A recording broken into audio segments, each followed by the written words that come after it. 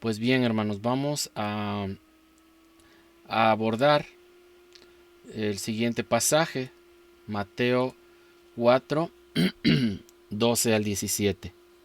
Les invito a que tengan a la mano su Biblia. Me gusta a mí ubicarme cuando habla de lugares, me gusta ubicarme en los mapas, ¿sí? Porque me da una idea hacia dónde irme, ¿verdad? En el pensamiento, me voy al norte, me voy al sur, o a qué parte me voy, ¿no? En el pensamiento. Pero gracias a Dios que pusieron también los mapas en la Biblia. Y voy a tratar de compartirlo también. Si no la tienen ahí o no tienen los mapas a la mano, no se preocupen. Voy a tratar de compartirlos en la pantalla. Pues dice el versículo 12. Cuando Jesús oyó que habían encerrado a Juan en la cárcel, regresó a Galilea. Ahora bien, notemos, hermanos, que en el Evangelio esta es como una nueva sección, ¿sí? Al adentrarnos en este pasaje, podemos darnos cuenta que no hay una relación cronológica, no hay una relación en el tiempo, ¿verdad? Entre estos sucesos que vamos a estudiar y todo lo anterior que ya hemos estudiado en las clases pasadas, ¿sí? Notamos que no hay una relación, como que es un parteaguas, ¿verdad? Eh, pero sí tienen relación en el contenido. Quizás no en el tiempo, cronológicamente, pero sí tiene de fondo mucha relación. Probablemente la fecha en que Jesús salió a Galilea sucedió en el año 27 o un poco después, ¿sí? Y aunque les digo, hay esa separación de tiempo entre esos acontecimientos y los anteriores, sí hay una relación importante. Fíjense bien, a través de esas clases anteriores, y los invito a que si gustan repasan los enlaces, los videos anteriores, ha quedado claramente en esos estudios 6 puntos, han quedado establecidos 6 puntos. El primero, que nuestro Señor Jesús, ¿verdad?, es hijo de David. ¿Qué quiere decir? Que es descendiente del linaje de David, pero que al mismo tiempo Él es el Señor. Es Señor de señores, incluso es Señor de David. En el punto número 2, ¿sí?, que nos debe quedar claro y nos quedó claro, que los magos, ¿verdad?, visitaron a nuestro Señor, ¿sí? Y el Señor recibió adoración como Rey de los judíos, ¿sí?, como Señor de señores, como Rey de reyes. Notemos esto para todo el compendio de ideas que vamos a estudiar al respecto. El punto número 3 es que fue anunciado por Juan el Bautista. ¿Cómo fue anunciado? Como aquel que bautizaría con Espíritu Santo y fuego. El Juan el Bautista dijo, ¿verdad?, que él bautizaba con agua, pero aquel que viene después los va a bautizar con Espíritu Santo y fuego, ¿sí? Punto número 4, importante, ¿verdad?, que hemos estudiado, es que en su bautismo el Señor Jesús cargó el pecado de nosotros, ¿sí?, los que hemos creído en su nombre. Podemos decir, cargó el pecado de todos, sí, pero ya sabemos doctrinalmente, ¿verdad?, por quiénes murió, en quién surte efecto esta obra maravillosa. También aprendemos que quedó claramente establecido que Él es el Hijo de Dios. Recordamos en su bautismo, ¿verdad?, que los cielos fueron abiertos y el Espíritu Santo descendió sobre Él como paloma, dice la Escritura, ¿verdad? Y que hubo una voz del cielo que dijo, este es mi Hijo amado en quien tengo complacencia, en quien estoy contento, tengo contentamiento, ¿sí? Y punto número 6, ese triunfo eh, verdadero que tuvo el Señor en el desierto contra Satanás que lo tentaba, ¿verdad? Y como nuestro representante ahora, Él venció, ¿sí? Él salió victorioso cuando el primer Adán, ¿verdad? Cuando Adán fracasó, falló, fue tentado y cayó en esa tentación. Bueno, pues ahora después de todo esta preparación, de todos estos acontecimientos, ya nada le impide a nuestro Señor Jesucristo llevar a cabo esa tarea tan importante que en su bondad, en su misericordia, ¿verdad? Él mismo asumió, ¿sí? ¿Y cuál fue esa tarea? Esa tarea fue la de redimirnos del pecado, de reconciliarnos con el Padre. Y con esto, hermanos, tenemos la certeza de un Dios misericordioso, de un Dios todopoderoso, ¿sí? Que como comentamos, ¿verdad? Él nos comprende. Él comprende nuestras debilidades, nuestras luchas, nuestras tentaciones, ¿sí?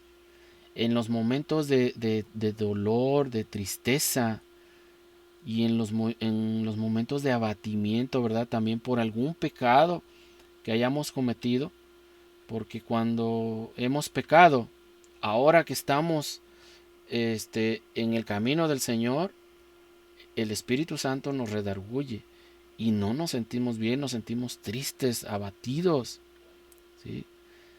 Y debemos de saber con ello que Él es nuestro Salvador. Él es quien perdona nuestros pecados, ¿sí?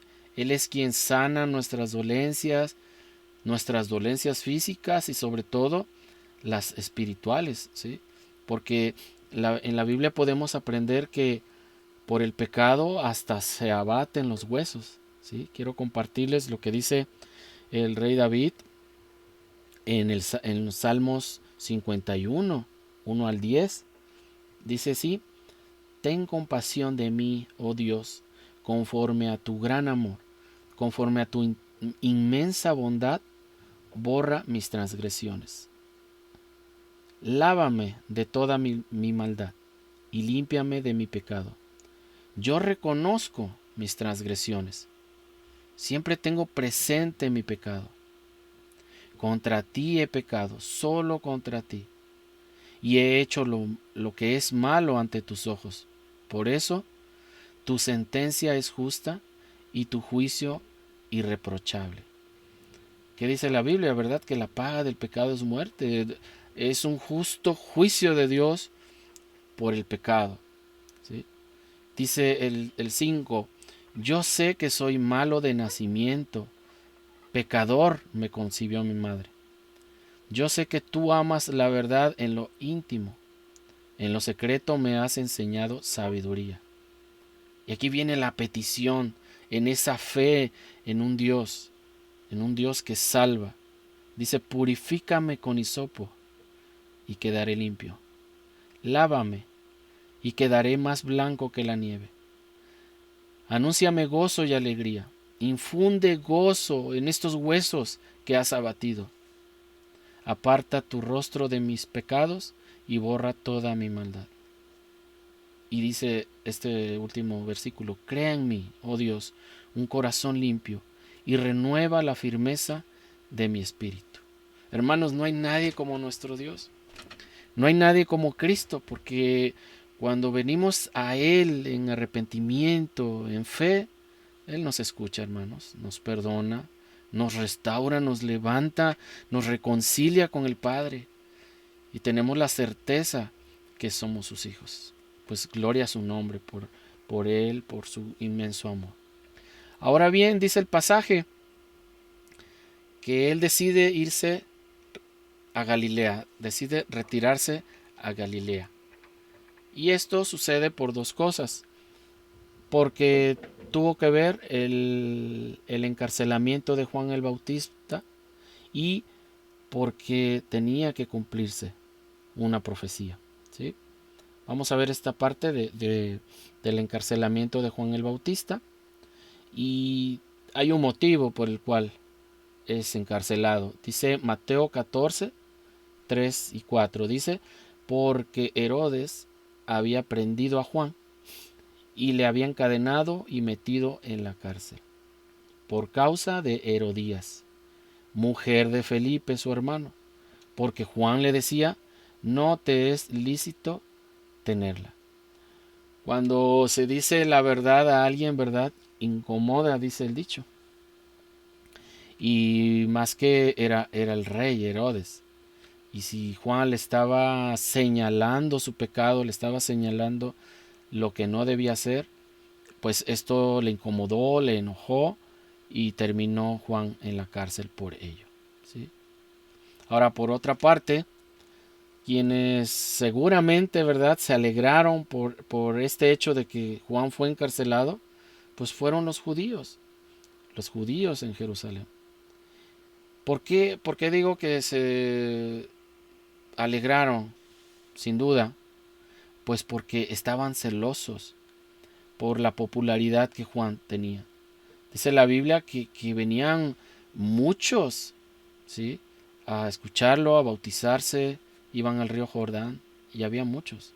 Por esa popularidad ellos seguramente estaban celosos, pero estaban molestos a la vez con Juan, ¿sí?, porque él les habló muy fuerte allá en esos lugares, en ese tiempo. En Mateo 3, 7 y 8 ya lo vimos. Dice, al ver que muchos de los fariseos y de los saduceos venían a su bautismo, Juan les decía a ellos, generación de víboras. ¿Sí? Imagínense esta expresión a estas personas que pues sin duda eran doctos en la ley, ¿verdad? Era gente importante. Sin embargo, alguien se atrevió a decirles esto. Generación de víboras. ¿Quién os enseñó a huir de la ira venidera? Y venía el reclamo, venía la instrucción, venía esas palabras. Dice, haced pues frutos dignos de arrepentimiento. ¿Sí? Pues para los judíos, ¿verdad?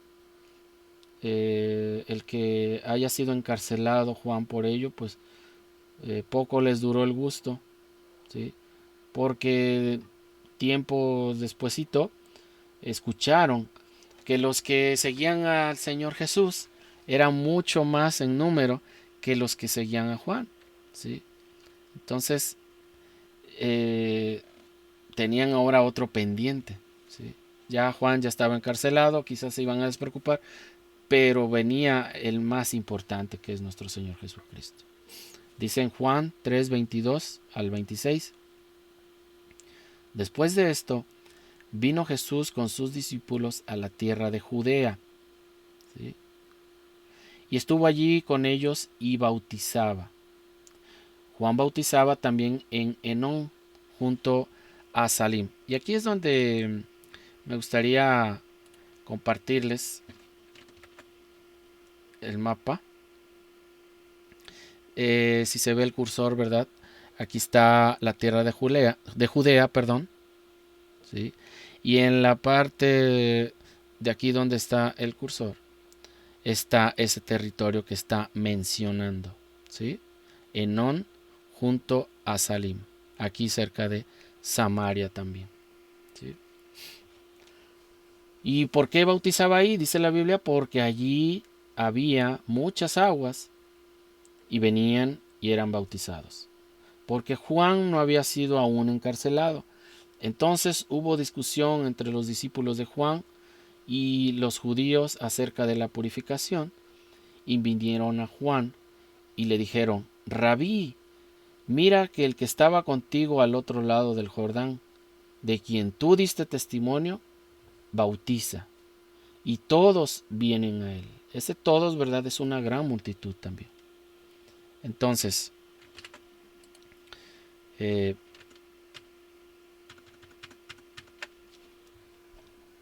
ahora, cuando dice la Biblia que el Señor bautizaba, quienes bautizaban eran sus discípulos, ¿sí? Era a través de sus discípulos que el Señor bautizaba más que Juan, ¿sí? Entonces, él salió rumbo a Galilea. Ahora, ¿por qué lo hizo? Puede saltar la pregunta. Pues quien había encarcelado precisamente a Juan era Herodes Antipas, ¿sí? Y él gobernaba Galilea, ¿sí? Vamos a ubicarnos otra vez. Él gobernaba Galilea, toda, toda esta parte de acá de arriba, si se alcanza a ver, le hago un acercamiento. El Señor partió de aquí, de Judea, de esta parte azul o verdecita, hacia acá arriba, ¿sí? Hacia Galilea, ¿sí? Hacia Galilea. Y en esta área de Galilea era donde gobernaba Herodes Antipas. Entonces, ¿por qué él decidió ir hacia allá? ¿Sí? Bueno, pues el Señor Jesús no necesitaba alejarse de Herodes Antipas, ¿sí? No tenía él ningún riesgo con ese gobernador, pues porque el Señor Jesús no se había dirigido a él, así como lo hizo Juan el Bautista. Con esto vemos que era así como en años anteriores en el Antiguo Testamento, ¿verdad? Los profetas hablaban lo que Dios decía, ¿verdad? Les hablaban a los reyes, les hablaban al pueblo y eran despreciados y eran eh, muertos, ¿sí? Eran matados por decir la verdad, por decir la palabra de Dios. En este caso le sucedió lo mismo a Juan el Bautista con este Herodes. Fue encarcelado porque le fue dicho que lo que estaba haciendo no estaba bien. Pero el Señor Jesús no había hecho eso con Herodes, entonces no tenía ese riesgo, ¿sí? Por eso, bueno, ese es uno de los factores que pudo haber sido por los cuales él fue a Galilea. Pero de quien verdaderamente se estaba alejando, hermanos, era de los líderes religiosos de Judea. Y, y entendamos que no es que se haya apartado o que haya huido porque tenía miedo, porque le faltaba valor, de ninguna manera, ¿no? El Señor Jesucristo era consciente de esa popularidad que él estaba ganando, que él tenía, ¿sí? En la región de Judea. Y eso él sabe que traería mucho coraje, mucho resentimiento a los líderes religiosos, ¿sí? Y si esto sucedía en el curso natural de los acontecimientos, pues se podía haber adelantado, ¿verdad? El que hayan aprendido a nuestro Señor Jesucristo, que le hayan dado muerte. Pero sabemos que el Señor Jesucristo actuó de acuerdo a su plan eterno, ¿sí? Un plan eterno, perfecto, que nada lo haría desviarse de ello. Toda vez que, como aprendimos en el pasaje anterior, en la clase anterior, su alimento, su gozo, su alegría era hacer la voluntad del Padre. Y esa era la voluntad del Padre, que se cumplieran las cosas en el orden que Él había establecido. Entonces, como no era el tiempo señalado todavía, entonces tuvo que salir de Judea, ¿sí? Entonces, ahora la pregunta, ¿verdad? ¿A dónde se dirigió Jesús cuando llegó a Galilea? Y lo más lógico, hermanos, es que pensemos que se fuera a vivir a Nazaret, ¿sí? Porque allí era su hogar. Recordemos que cuando él estaba pequeño, eh, su padre y su madre se lo llevan a Egipto. Después recibe la orden de regresar, pero no quiso José eh, quedarse nuevamente ahí en la región de Jerusalén, porque tenía miedo de Arquelao, que gobernaba después de la muerte de Herodes el Grande. Entonces se fue a vivir a la región de Galilea y precisamente a Nazaret, ¿sí? Entonces el Señor Jesús ahí creció y por eso les digo que es lo más lógico que podamos pensar que haya querido regresar a Nazaret, allá en Galilea, al norte. Pero dice la escritura, en el verso 13 del pasaje que estamos estudiando, pero no se quedó viviendo en Nazaret, sino que se fue a vivir a Capernaum, un pueblo que estaba cerca del lago de Galilea, en la región de Zabulón y Neftalí. Nuevamente quiero compartirles en esta parte morada, creo yo, ¿verdad? Aquí está Nazaret, y él se vino aquí junto al mar de Galilea, este punto que es Capernaum, ¿sí? Ahí es donde fue el Señor Jesucristo a radicar a esa región de Galilea. Y en esa región fue que el Señor Jesús, ¿verdad?, llamó a sus primeros discípulos. Durante su ministerio en Galilea, ¿verdad?, Capernaum fue ese lugar que fue el eje de todas las actividades de nuestro Señor. Fue ahí donde realizó muchos milagros. Y por mencionar algunos, les voy a decir. Ahí fue donde sanó al siervo de un centurión. Allí sanó a un paralítico. Allí resucitó a una niña. Y en el camino, ¿verdad?, sanó a una mujer enferma de flujo. Sanó a un hombre con una mano seca. Y ese milagro también donde él envió a Pedro al mar a sacar un pez, ¿sí? Lo envió a abrirlo y encontrar allí una moneda para así pagar un impuesto del templo. Ayudó a un hombre, ¿verdad?, con un demonio inmundo. Y incluso Mateo llegó a llamar Capernaum como la ciudad de Cristo. En Mateo 9:1 dice, entonces, entrando Jesús en la barca, pasó al otro lado y vino a su ciudad. Este lugar de Capernaum, hermanos, era muy bueno y estratégico para nuestro Señor Jesucristo y sus discípulos.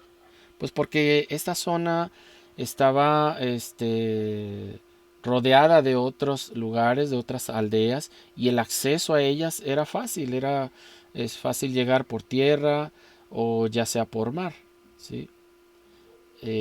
Precisamente por eso ellos habitaron ahí, él habitó ahí, por esa facilidad para poder ir y predicar el evangelio, hacer milagros, ¿verdad? Pero algo muy lamentable, hermanos, es que a pesar de que Jesús hizo obras de misericordia y de gran poder, aún así el pueblo permanecía indiferente al mensaje del Evangelio. Y es así que el Señor Jesucristo profetizó su condenación, como lo veremos más adelante en otra clase. Dice en los siguientes versículos, Mateo 11, 23 y 24.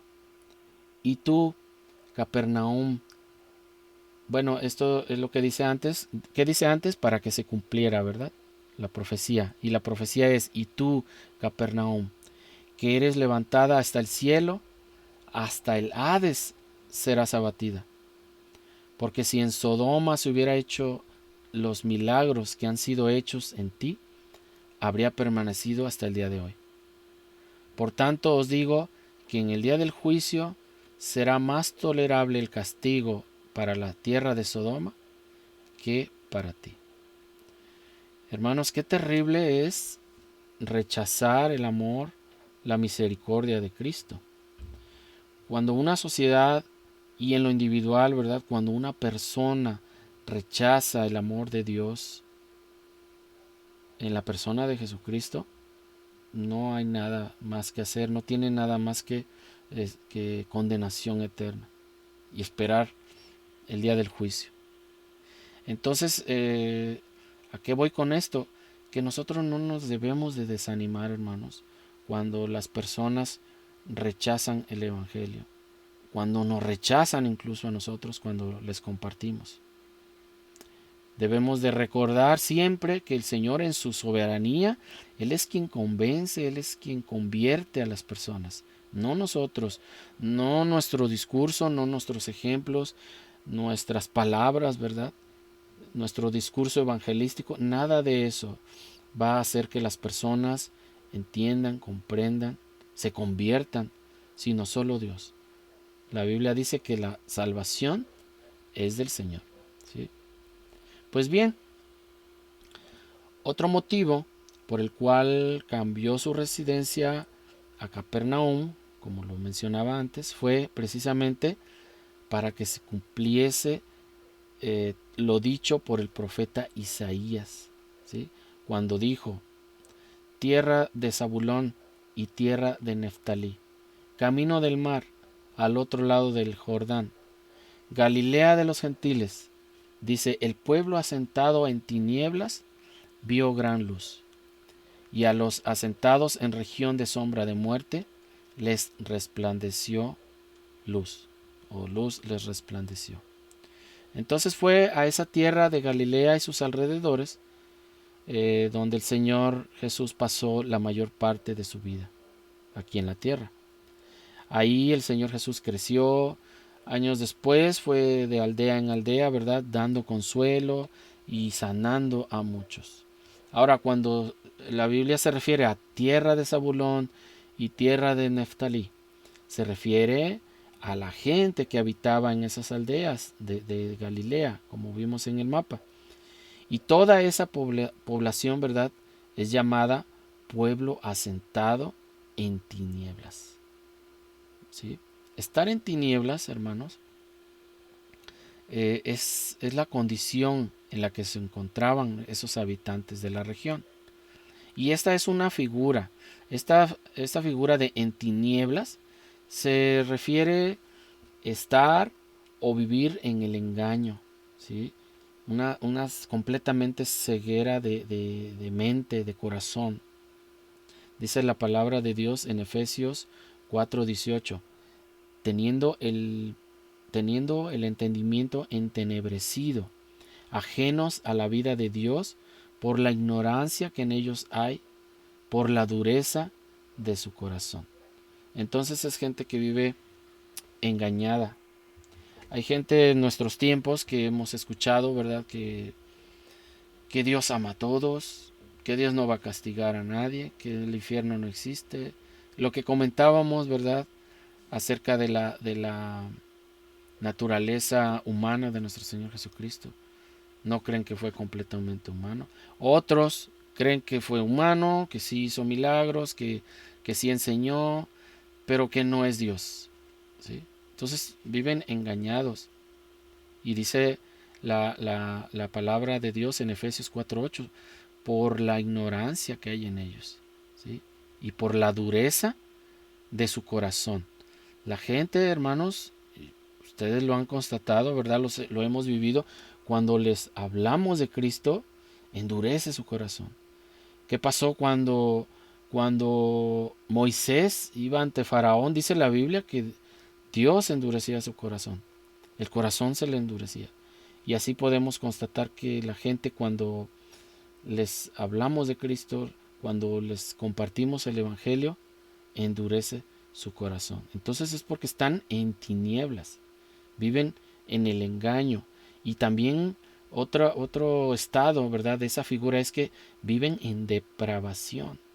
Dice Hechos 26:18, para que abras sus ojos, para que se conviertan de las tinieblas a la luz y de la potestad de Satanás a Dios, para que reciban por la fe que es en mí perdón de pecados y herencia entre los santificados. Esta palabra, este versículo en contexto es que el apóstol Pablo está relatando su conversión, y estas son palabras de nuestro Señor Jesucristo a Pablo, ¿sí? ¿Para qué lo había llamado? Cuando le dijo: ¿quién eres, verdad? ¿Quién eres, Señor? Soy Jesús a quien tú persigues. Y le dice para qué lo escogió, por qué está él ahí con él. Y aquí en este versículo entra esto, ¿verdad? Para que abras sus ojos por medio del Evangelio, por medio de compartir la palabra, para que se conviertan de las tinieblas a la luz, ¿sí? Ese es el estado en el que se encuentra la gente. que no conoce a Cristo, en tinieblas. ¿Sí? Y también ese estado en tinieblas se refiere a estar en abatimiento. El pecado trae abatimiento a las personas. Ahora, hermanos, ¿qué es lo contrario, verdad? ¿Qué es lo contrario de estar en tinieblas? Es luz. Lo contrario a tinieblas es luz. ¿Y qué cambio, verdad? Ahora, esta figura se refiere a estar o vivir en sabiduría verdadera, en el conocimiento de Dios. Cuán hermoso es que cuando estamos en la luz, crecemos, como dice la palabra, ¿verdad? O debemos crecer en el conocimiento de Dios, en el conocimiento de nuestro Señor y Salvador Jesucristo. Estar en la luz también es vivir en una vida para la gloria de Dios. Todo lo que hacemos es para la gloria de Dios. Efesios 4:24 dice, y vestíos del nuevo hombre, creado según Dios en la justicia y santidad de la verdad. También, hermanos, estar en la luz es estar en alegría, andar en alegría. Pero una alegría fundamentada en la verdad que es Cristo. Porque el mundo ofrece alegría, pero es pasajera. El dinero se va, la juventud se va, el disfrute por un vicio se va de una noche a la mañana, ¿sí? Es pasajera la alegría. Pero estar en la luz en Cristo es una alegría que perdura, a pesar de que podamos enfermar, a pesar que podamos tener algún problema, sí, nos dolemos, pero el Señor nos sostiene, nos ayuda y comprendemos, cuando comprendemos la voluntad de Dios, tenemos contentamiento. Cuando no se logra hacer algo que queríamos, algo personalmente, no nos frustramos, no nos entristecemos en demasía, ¿verdad? ¿Por qué? Porque el gozo viene de Cristo. ¿Sí? Dice el Salmo 97:11. Luz está sembrada para el justo y alegría para los rectos de corazón. ¿Quiénes son los rectos de corazón? Los verdaderos creyentes en Cristo. ¿Sí? Y así sucedió, hermanos, con nosotros, hablando de las tinieblas y hablando de la luz. Así sucedió con nosotros porque nosotros estábamos en tinieblas, estábamos en sombra de muerte, ¿sí? ¿Por qué? Por el pecado que nos gobernaba y que nos tenía esclavizados. ¿Esclavizados en qué? En la mentira, en la idolatría, en los vicios, etcétera. La lista es interminable, ¿verdad? Porque lo único que hacíamos era lo malo delante de los ojos de Dios.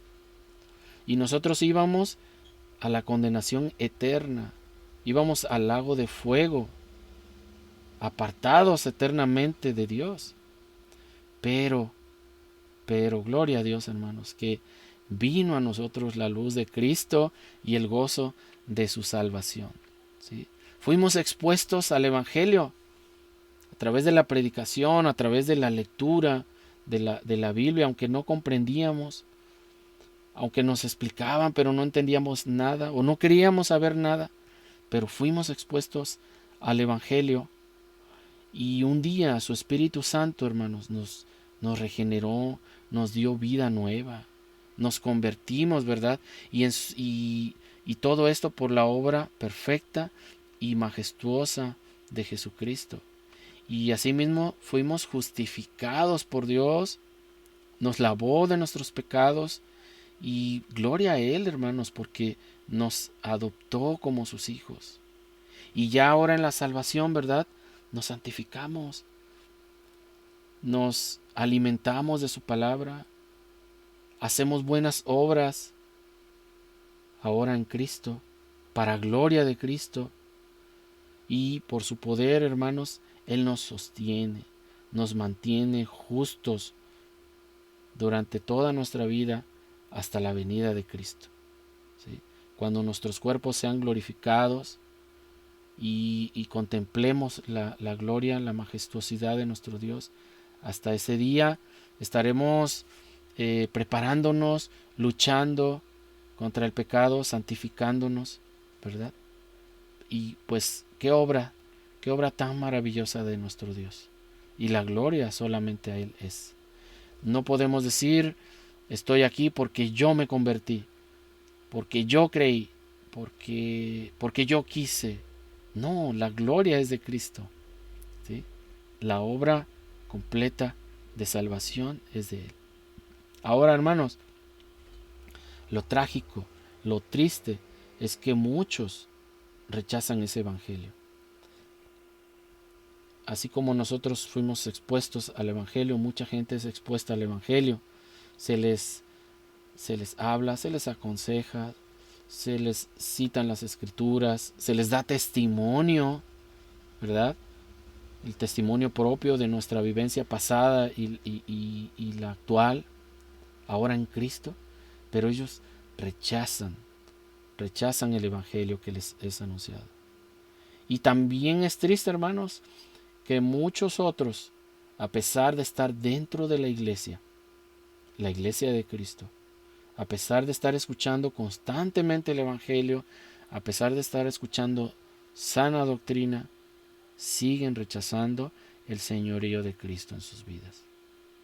Es lamentable, es triste, porque amigos y familiares están ahí, conocidos están ahí. Pero tenemos que cobrar ánimo. Nuestro trabajo, ¿cuál es? Compartir el evangelio y tener el gozo de la salvación de Cristo. Y el Señor nos ha llamado a disfrutar de Él, ¿verdad? Que aprendimos en la pregunta, ¿verdad? Que ¿cuál es el fin principal del hombre? Gozar de Dios, ¿verdad? Para siempre. Ahora el versículo 17 de este pasaje dice: desde entonces comenzó Jesús a predicar y a decir: arrepentíos, porque el reino de los cielos se ha acercado. Arrepentíos, esta palabra, dice la traducción de Palabra de Dios para Todos, la versión: cambien su manera de pensar y de vivir. La traducción en lenguaje actual dice: vuélvanse a Dios. Ahora, como dice nuestro hermano, pastor, nuestro maestro, ¿verdad? Pregunta de escuela dominical: ¿qué es, en definitiva, arrepentirse? ¿Sí? Puede preguntarnos algunos, bueno, ¿qué es arrepentirse, verdad? El significado más básico, hermanos, de arrepentimiento consiste en alejarse del pecado. Arrepentirse es la actitud de un cambio radical de corazón, de mente, de pensamiento, ¿sí? Es un genuino pesar por el pecado. Es volverse a Dios y dar fruto de ese arrepentimiento. Alguien nos podría preguntar, bueno, ¿cuál es ese fruto? ¿Se acuerdan cuando el Señor dijo que teníamos que amar a nuestro prójimo, y alguien muy abusado le preguntó, ¿y quién es mi prójimo? ¿No? Entonces alguien nos puede preguntar, ¿verdad? Cuando les digamos que deben de dar frutos de arrepentimiento, deben de arrepentirse, deben de volverse a Dios, de rechazar el pecado y dar fruto de arrepentimiento. Y si nos preguntan, bueno, ¿y cuál es el fruto de arrepentimiento, verdad? Pues este fruto debe incluir cualidades tales como generosidad, justicia, consideración y contentamiento. El apóstol Pablo escribió en Colosenses 3, 12 y 13. Dice: vestíos pues como escogidos de Dios, santos y amados, de entrañable misericordia, de benignidad, de humildad, de mansedumbre, de paciencia, soportándoos unos a otros y perdonándoos unos a otros si alguno tuviera queja contra otro. ¿Y cómo dice que debe ser esto? De la manera que Cristo os perdonó, así también hacedlo vosotros. ¿Sí? Y el versículo que recordamos más frecuentemente, ¿verdad? Muy conocido, Gálatas 5, 22 y 23, Mas el fruto del Espíritu es amor, gozo, paz, paciencia, benignidad, bondad, fe, mansedumbre, templanza. Y la Biblia dice que contra esas cosas no hay ley. Así que, hermanos, arrepentirse involucra la mente, involucra la voluntad. Ahora, el arrepentimiento es solo una vez y para siempre. Es decir, solo se da o solo debe de... Sí, solo se da en el momento de venir a Cristo y ya. Pues la respuesta es no. Debemos tener un arrepentimiento continuo. El arrepentimiento continuo es una parte o debe ser una parte normal en la vida de un cristiano, ¿sí? Y este sigue al arrepentimiento inicial, es decir, cuando el Señor Jesucristo, cuando el Espíritu Santo, ¿verdad?, nos regenera y nos arrepentimos. Ese es el arrepentimiento inicial del que estoy hablando. Pero a ese prosigue, ¿verdad?, el arrepentimiento continuo. Y eso es apartarse, ¿sí?, de los pecados por amor a Jesús, ¿verdad? Y un deseo por la gloria de Dios. Ahora que estamos en Cristo, ya tenemos rechazo, odio al pecado. Y si cometemos pecado, nos arrepentimos, ¿verdad? Y pudiera alguien decir, ¿a poco el cristiano peca? Pues la palabra de Dios, ¿verdad?, dice que si alguien hubiera pecado, quiere decir que sí peca. Si alguien hubiera pecado, abogado tenemos para con el Padre, a Jesucristo el justo, ¿sí? Entonces el arrepentimiento continuo es apartarse de los pecados por amor a Jesús y un deseo por la gloria de nuestro Dios. Ese arrepentimiento es una forma de vida que dura hasta la muerte, hermanos. Mientras sucede esto, ¿verdad? Mientras estamos en vida, estamos luchando contra el pecado, soportamos la tentación, ¿verdad? Y nos arrepentimos para andar correctamente. Y esto involucra rechazar pensamientos, palabras y acciones que son pecaminosas y que pueden venir repetidamente. El apóstol Pablo escribe en 2 Corintios 7, 8 y 9. Dice, si bien los entristecí con mi carta, no me pesa. Es verdad que antes me pesó, porque me di cuenta de que por un tiempo mi carta los había entristecido. Sin embargo, ahora me alegro, no porque se hayan entristecido, sino porque su tristeza los llevó al arrepentimiento, ¿sí? Ustedes se entristecieron tal como Dios lo quiere, de modo que nosotros de ninguna manera los hemos perjudicado. Entonces, debe haber un arrepentimiento continuo en el cristiano. En Apocalipsis 3:19 dice, yo reprendo y disciplino a todos los que amo. Por tanto, sé fervoroso y arrepiéntete. Aquí el contexto es que el Señor Jesús habla al ángel de la iglesia de la Odisea, ¿sí? Y le dice que él conoce sus obras, ¿sí?, que no es ni frío ni caliente. Y por cuanto no eres frío ni caliente, te vomitaré de mi boca. Bueno, el Señor Jesús le da un consejo y le dice también, yo reprendo y disciplino a todos los que amo. Por lo tanto, ¿sí?, porque yo reprendo, porque yo disciplino, por eso, sé fervoroso y arrepiéntete. Entonces, por lo tanto, hermanos, tenemos entrada ante el Padre por los méritos de Cristo. Y si Cristo está con nosotros todos los días, hermanos, hasta el fin del mundo, su amor y su misericordia nos acompaña también todos los días, ¿sí? Ahora dice el versículo, desde entonces comenzó Jesús a predicar y a decir, arrepentíos, porque el reino de los cielos se ha acercado. Porque el reino de los cielos se ha acercado significa que Cristo ya está en acción. Cuando Él lo dijo, significa que Él está en acción, ya está en escena. Cuando lo dijo primeramente Juan el Bautista en Mateo 3:2, lo que quiso decir es que en poco tiempo iba a aparecer el Mesías. ¿Sí? Juan solamente estaba preparando ese camino para la venida del Señor. Ahora el reino de los cielos, ¿verdad?, se manifiesta en la persona de Jesucristo. Y aunque muchos, ¿verdad?, rechazaron al Señor Jesús en ese tiempo, muchos otros sí experimentaron el verdadero arrepentimiento. Sí experimentaron el volverse a Dios. Muchos experimentaron la gran luz, hermanos, y dejaron de estar en la sombra de muerte y vinieron a la vida. ¿Por qué vinieron a la vida? Por el poder del Evangelio que se manifestó en la persona de nuestro Señor Jesucristo. Y hermanos, sigue vigente esta predicación, no debe de cesar, ¿sí? Y cada creyente en Cristo debe traer el reino de los cielos a la vida de aquellos que aún no le conocen.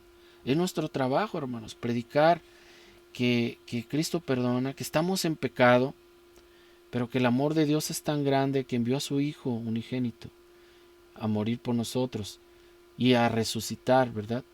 Y Él nos lava, nos limpia de ese pecado, nos reconcilia con el Padre. Y la justicia que Él cumplió nos es imputada ahora a nosotros. Y somos justificados. Y cuando venimos en arrepentimiento verdadero, ¿verdad?, y fe en Jesucristo como Salvador, es que el Señor nos transforma, nos rescata, nos justifica delante del Padre. Y somos parte, ahora somos sus hijos. ¿Sí? Y ese es el Evangelio que debemos de transmitir en nuestra casa, en nuestros familiares, en nuestros conocidos, en todo lugar donde podamos llegar de manera intencional en cada oportunidad que se nos presente. Debemos de presentar el Evangelio de Cristo. Y debe de ser así hasta que el Señor nos llame a su presencia, y si no es que antes Él viene por su iglesia. Entonces, hermanos, que el Señor les bendiga, nos fortalezca en sabiduría, nos fortalezca cuando venga la tribulación, porque sabemos que cuando estamos cumpliendo su palabra vienen rechazos, vienen problemas, ¿sí? Para empezar en casa, en el trabajo, en donde quiera que nos desenvolvemos, ¿verdad?, vienen problemas. ¿Por qué? Porque ya no vivimos conforme al mundo. Ahora vivimos conforme a lo que dice la palabra de nuestro Dios, que es la luz. El Señor les bendiga, amados hermanos. Amén. Amén.